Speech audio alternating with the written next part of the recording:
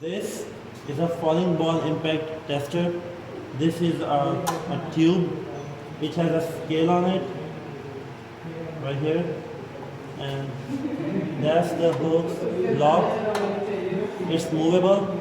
You can move it up and down, and you can adjust the height according to your desired experiment. And you can fix it from here, and you have to make sure that this is parallel to this line so it won't stuck up here. And as we go to the bottom, this is a weight lifter. It moves, you can just move it up and down. These are the clamps. That's the ivy. That's the impactor. And go. Here is a PET specimen, and in this experiment we will find out the impact test on this specimen. What we have to do is we have to fix the height.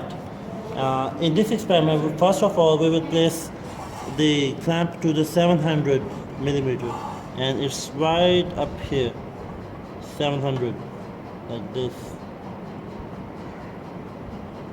You can fix it from both ends, and make sure the clips are really tight so it won't move. Fix it really nicely.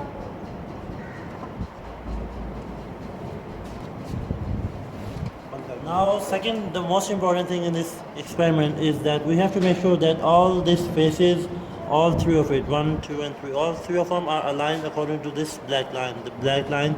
So the mass handle would come up here, and we can stuck the mass handle up here in this region, and then we will move it. So the mass handle, it will stuck up here, and then when we move it again to like this, the mass handle will just go down and impact on the sample. The best way to do this experiment and to lift the mass handle is by putting your finger up here and putting your thumb up here, and then you have to jerk it a little bit so it comes right in the center, and then you have to push it a little bit up on right in the middle to the top, so it will just go down like this, and then you have to place it up here like this, and make sure your fingers are away from this end, because if they will come be closer to the end, your finger might stuck up here, and it might cause damage to you. So you have to do it like this. To perform the experiment, first of all, lift the striker up, place the sample in middle of the mandrel and anvil, and then put the striker back on the experiment, and then it's ready to perform. After placing the sample up here, you have to drop the mass from the top. The height is 700 millimeter, and you have to make sure that you're on the right side of the instrument so it won't cause damage and it won't cause hindrance to experiment. And now you have to just simply move it like this, and it just goes down. Now we have to lift the mass handle and the impactor, and the second person will take off the sample, just like this, and place them back like this.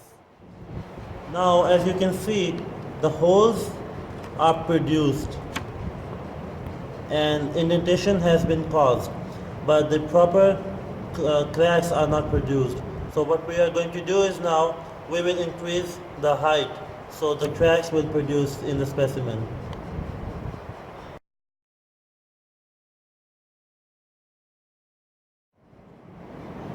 Now we have to change the height from 700 to 800 according to our experiment.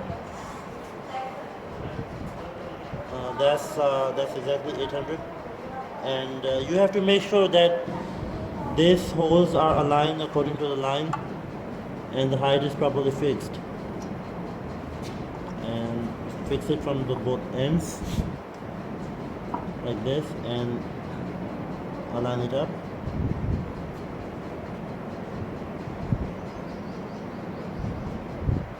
Just like this. It has to be properly lined. And after that, move the mesh handle to the top and fix it up here in the lock and lock it up.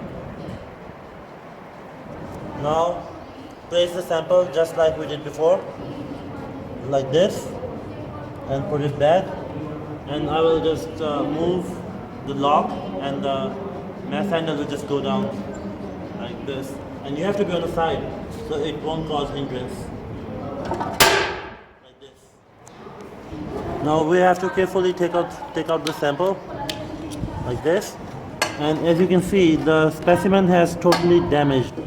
We have to find a point where the cracks begin to produce, and what we're going to do is we will place the height from between 700 and 800, so we can see how much cracks will produce between those two heights.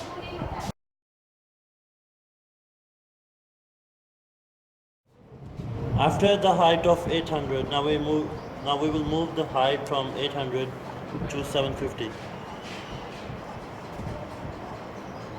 700, and then there's 750 right here. Fix it properly like this from the both ends. Make sure they're fixed properly and the height will change. And then simply just place the sample, lift the mesh handle. Now we will move the mesh handle and fix it in the lock, just like this, and lock it up, and it's locked at 750. And let's place the sample just like we did before, and just put it back, and just simply drop the mesh.